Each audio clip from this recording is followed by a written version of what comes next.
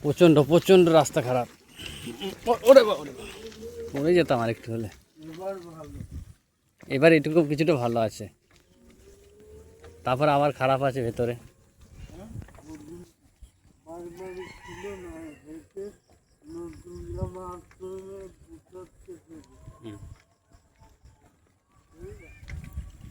যাই হোক, অগ্রদ্বীপ গিয়ে চাটা হবে তো? না না, আম খাবো না, আম খাবো না, চা খাওয়ালেই হবে।